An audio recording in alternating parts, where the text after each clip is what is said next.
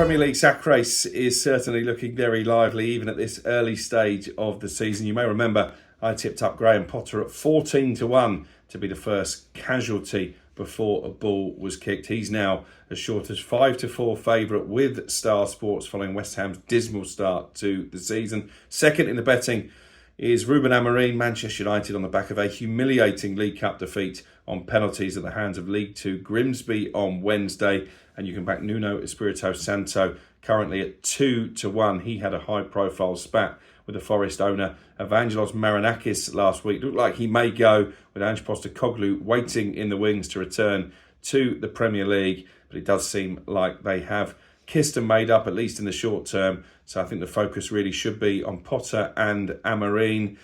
Well, I think Amorim should be under pressure. He's taken just 28 points from 29 Premier League games in charge. He's basically been given the keys to the kingdom at Old Trafford. He spent more than £200 million on new signings this summer. He's been allowed to get rid of the likes of Marcus Rashford, Alejandro Garnacho, maybe even Kobbie Mainoo. So I think it would be a big surprise if the owners didn't back him for a while longer. They do play Burnley at home, Manchester United, in the Premier League on Saturday.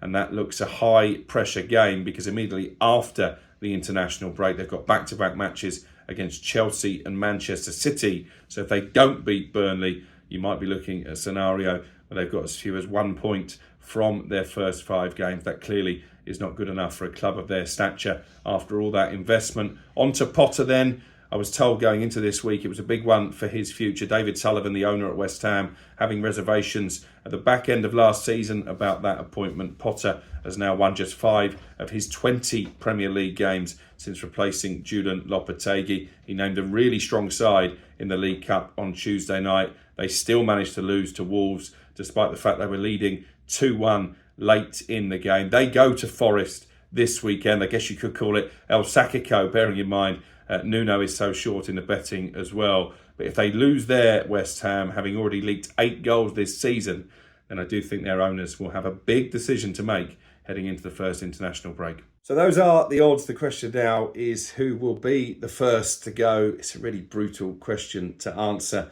But with Manchester United seemingly determined to back Amorim, I think I'm going to have to come down on the Graham Potter side of the coin.